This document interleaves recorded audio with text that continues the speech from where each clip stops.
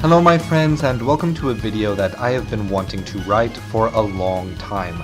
I love short video games. An amazing 2 to 20 hour game is often more memorable and enjoyable to me than most 60-hour AAA gaming experiences. Games like Journey, Bastion, and Fury come to mind immediately, while games with bit-sized play sessions, like Katamari Damacy or playing a few sets of Soul Calibur, filled my childhood. These are the kinds of feelings I chase, always a new game to play, a new skill to get good at, and a new esoteric game mechanic to talk about. So I am hoping that this video can serve to convince some of you that perhaps you should skip the new big budget hotness and instead put some of your hard-earned $70 towards some smaller games.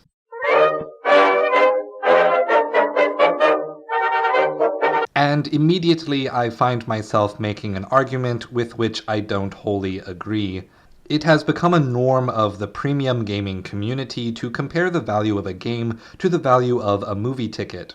A movie can run you $15 for about 2 hours. A AAA game, for the longest time, will be around $60 for 40 hours.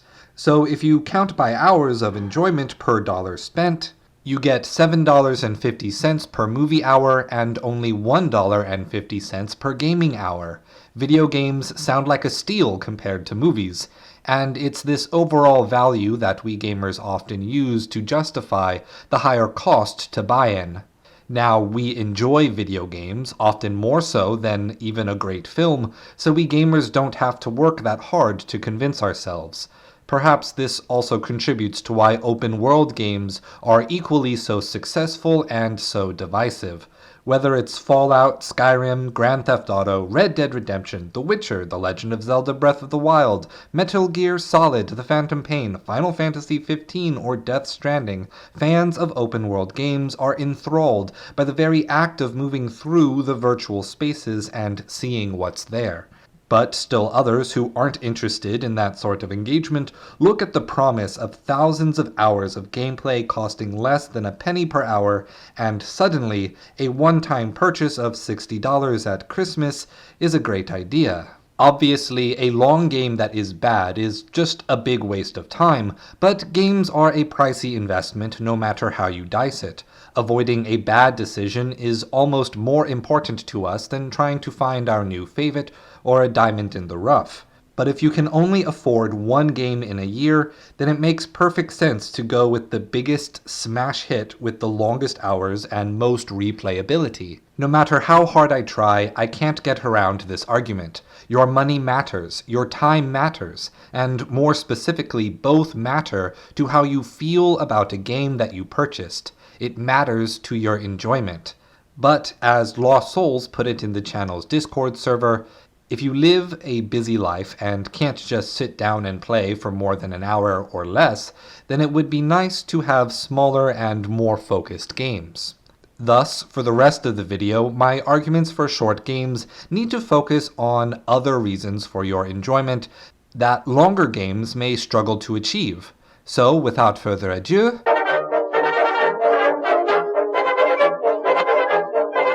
what is Nintendo famous for? Literally everything. But all of their first-party titles, Mario and Zelda games in particular, are known for a certain quality that we lovingly refer to as Nintendo polish. Nintendo's entire design ethos has been about laterally expanding on a single idea until it becomes deep and complex. Mario is a jump man becomes Here we go, off the rails, did you know? Link explores the woods becomes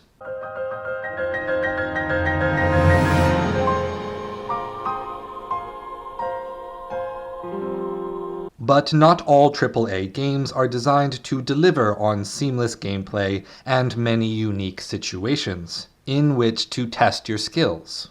Ubisoft games that I'm not particularly fond of, like Assassin's Creed Odyssey, want you to spend dozens of hours watching a boat move forward while you hold the Go Fast button. Ubisoft-style games that I like like Guerrilla Games' Horizon Zero Dawn, want you to dodge roll into every turkey and pig you see to harvest their flesh for that upgraded purse. And damned if I don't love me the biggest purse I can get my hands on. Red Dead Redemption takes the time necessary to cook an actual steak to make one in-game, and Destiny 2 sunsets the best loot in the looter-shooter, erasing weeks of progress for the game's most dedicated players. Some AAA games have just accepted as a norm that they are going to waste your time. Or, as Pretermodernist in the Discord puts it, I believe a lot of 50 to 200 hour long games use narrative or dialogue heavy sequences as either a reward or a reprieve from the tiring drawn out gameplay loops they thrust upon us. And while it sounds like I'm throwing shade, I'm not. These points just aren't highlighting the merits of these legitimately good games. I only bring them up to highlight that some choices in game systems and mechanics are designed specifically to cause you, the player, to spend more time in the game doing essentially nothing, time spent away from the cool things the game does, but also not doing something more enjoyable away from the controller. As a result, intentionally longer games are actively keeping players from the good stuff, and actively keeping us from playing other games or doing something cool in the real world, like making homemade salsa or something. But short games are neither concerned with nor motivated to waste your time for the sake of wasting time. Short games tend to stay focused on a single core gameplay. Being made by smaller studios, they tend not to have the resources to create extra systems or massive worlds. So instead, like with Nintendo Polish, they hope to captivate you with the one thing that makes them stand out, makes them unique. That way, even if they can't promise dozens of hours of unique set pieces, you will want to replay the game simply to re-experience what was delivered. I recently played Little Nightmares for the first time. The game may only be 4 hours long, but all of that time is used to deliver a uniquely modern horror aesthetic drawn from the ideas of social issues based around widespread and systemic obesity poised against standards of beauty. Which leads me to the next point I want you to see.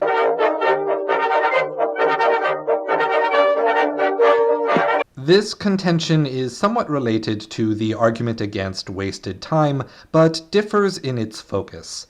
Oftentimes, a developer or designer has an idea for a game that is unique and exciting, but may not, on its face, justify the 40 to 60 hours of play we are often promised by the AAA game releases.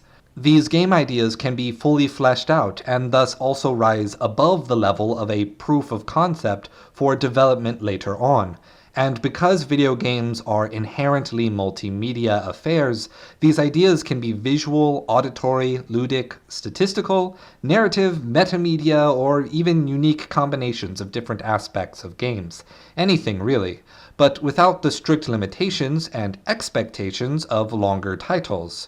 This often results in a much more direct focus on those ideas during development, allowing that core gameplay conceit to expand, to become more complex, even in a shorter time period.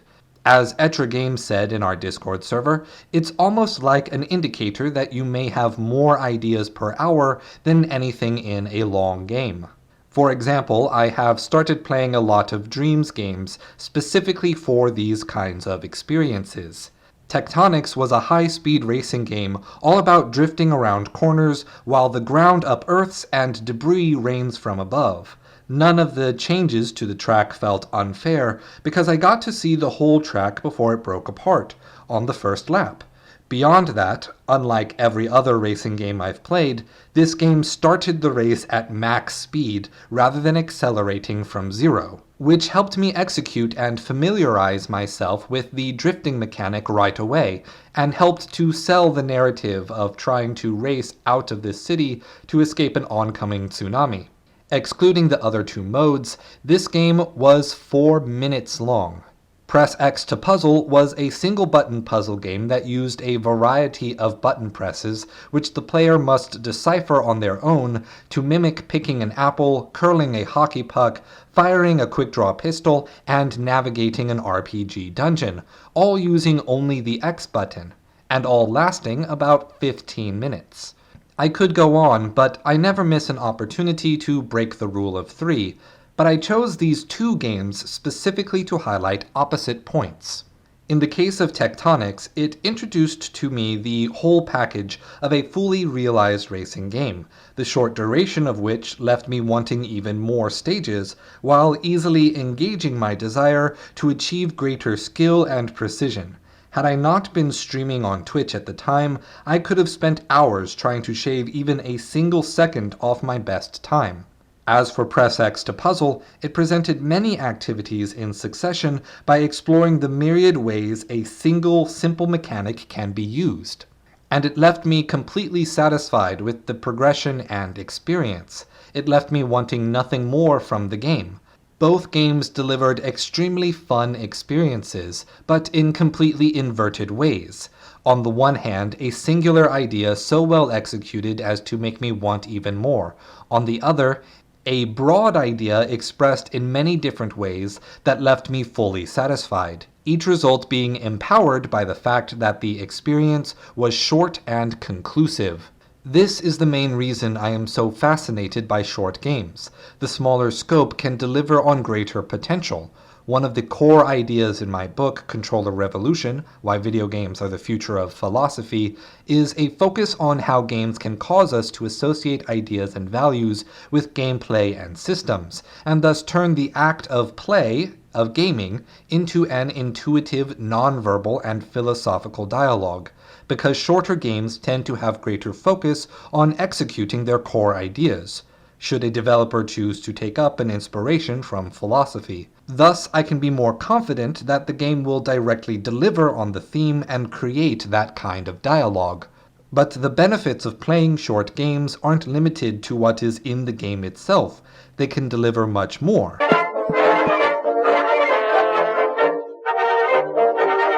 Blockbuster is dead, and for good reason. The limitations of physical inventory for the distribution of games created barriers to entry for both consumers and developers. Who would have an opportunity to play games was largely determined by manufacturing costs, shipping costs, and logistics. Will we lose more money shipping a demo disc with another game than we will make from increased sales? Will customers responsibly return rented inventory or default to theft of a rare item? While digital distribution does have its own problems, such as purchasing licensure rather than ownership or losing platform support and access to a game in your library, it comes with the benefits of any person anywhere uploading or downloading a game that they want. Physical options can still exist for collectors, people attempting to help preserve games' history or prevent future losses. People can make that decision, but for people looking for a new experience and who happily move on to the next, convenience now rules the market. That said, digital storefronts are just terrible. Perhaps not in terms of generating revenue for the platform, but definitely terrible in terms of finding hidden gems or uniquely valuable games that fall outside the big budget publishers that can purchase a spot on the What's Hot banners. Games that you already know about because they get highlights on games journalism sites, host their own marketing streams, or even buy commercial slots on ESPN. When you set out to find games by independent developers or smaller publishers, you have to start using different tools.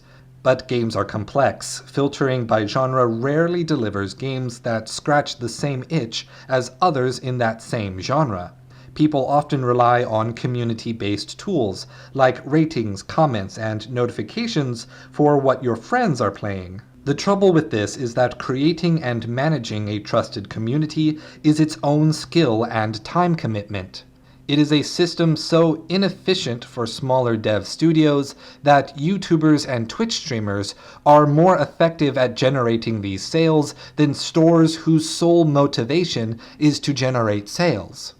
To put it simply, most gamers are bound to storefronts, massive budgets, and search engines to find their next game, completely out of the loop for the majority of games being made, unaware of games that may be their new favorite. Short games are, by their nature, niche products. Aware of their smaller perceived value, developers who make smaller games market in ways that follow a blue ocean strategy. Identify a niche, serve that community, and rely on grassroots discussion and social media to drive the interest. Or as Kaihatsu put it, when it comes to indie games normally, I usually see something cool on Twitter that pops up on my timeline. But actively venturing forth to find these games yourself, well, that's a different kind of journey entirely.